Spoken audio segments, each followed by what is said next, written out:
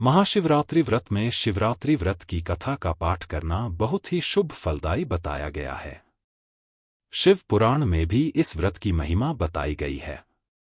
शिव पुराण के अनुसार जाने अनजाने में भी जो मनुष्य और जीव महाशिवरात्रि का व्रत कर लेता है वह शिव कृपा का भागी बन जाता है और उससे यमराज के दूत भी दूर रहते हैं। इसलिए महाशिवरात्रि व्रत में शिव भक्तों को महाशिवरात्रि की इस कथा का पाठ जरूर करना चाहिए। प्राचीन काल में एक शिकारी जानवरों का शिकार करके अपने कुटुंब का पालन पोषण करता था। एक रोज वह जंगल में शिकार के लिए निकला, लेकिन दिन भर भागदौड़ करने पर भी उसे कोई शिकार प्राप्त न हुआ।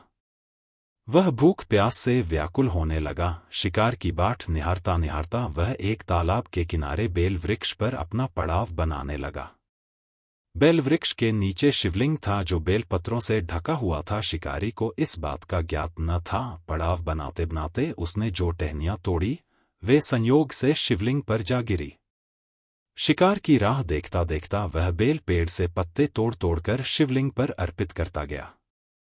दिन भर भूखे प्यासे शिकारी का व्रत भी हो गया और शिवलिंग पर बेलपत्र भी चढ़ गए।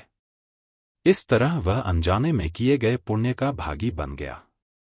रात्रि का एक पहर व्यतीत होने पर एक गर्भिणी मृगी तालाब पर पानी पीने आई। शिकारी ने धनुष पर तीर चढ़ाकर ज्यों ही प्रत्यंचा खींची, मृगी बोली, शिकारी मुझे मत मारो, मैं गर्भिणी हूं। तुम एक साथ दो जीवों की हत्या करोगे जो ठीक नहीं है। मैं अपने बच्चे को जन्म देकर शीघ्र ही तुम्हारे पास वापस आ जाऊंगी, तब तुम मुझे मार लेना। शिकारी को हिरनी सच्ची लगी। उसने तुरंत प्रत्यंचा ढीली कर दी और मृगी झाड़ियों में लुप्त हो गई। कुछ समय उपरांत एक और मृगी उधर से निकली। शिकारी बहुत खुश हुआ कि अब तो शिकार मिल गया। समीप आने पर उसने धनुष पर बाण चढ़ाया।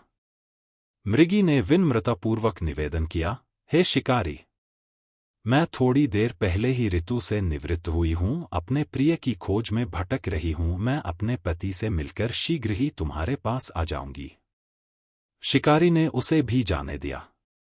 2 बार अपने शिकार को उसने स्वयं खो दिया। उसका माथा ठनका।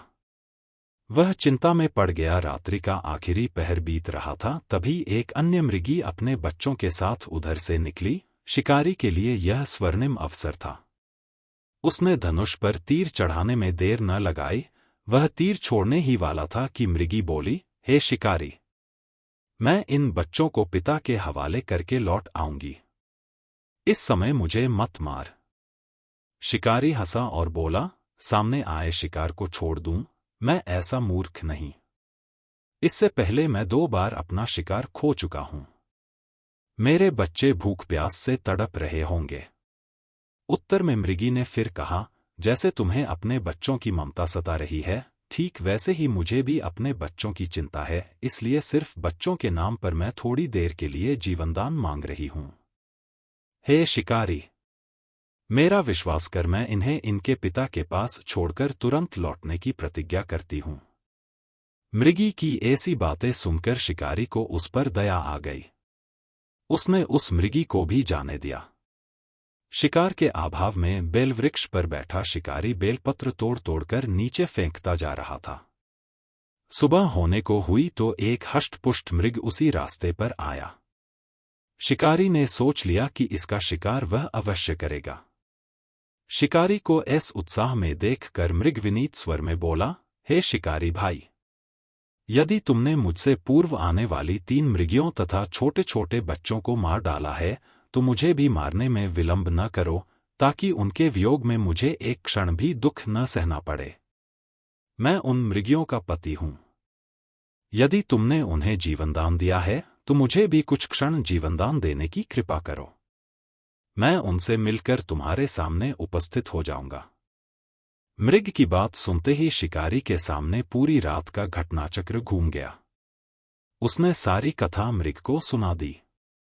तब मृग ने कहा, मेरी 3 पत्नियां जिस प्रकार प्रतिज्ञाबद्ध होकर गई हैं, मेरी मृत्यु से अपने धर्म का पालन नहीं कर पाएंगी।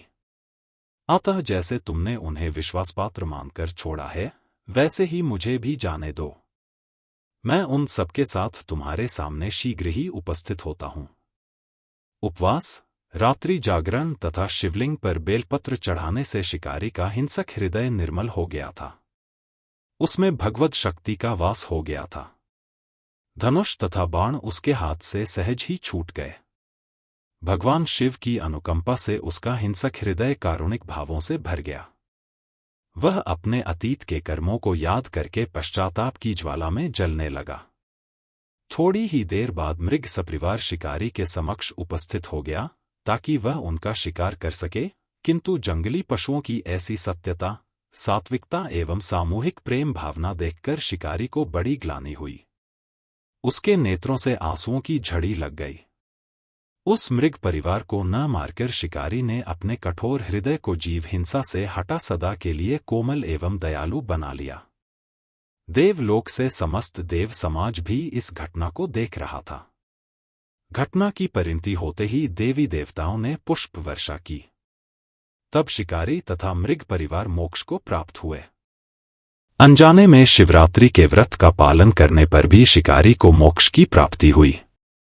जब मृत्यु काल के समय यमदूत उसे ले जाने आए तो शिवगणों ने उन्हें वापस भेज दिया तथा वे शिकारी को शिवलोक ले गए। दोस्तों, इस प्रकार से महाशिवरात्रि का व्रत करने से वह पापी शिकारी का हृदय परिवर्तन हुआ और वह पुण्य आत्मा बन गया। आपको ये कहानी कैसी लगी हमें कमेंट में जरूर बताएं। अगर आपको ये कथा अच्छी लगी हो तो वीडियो को लाइक और चैनल को सब्सक्राइब जरूर करें और इस वीडियो को अपने परिजनों के साथ जरूर शेयर करें और कमेंट में लिखें हर हर महादेव।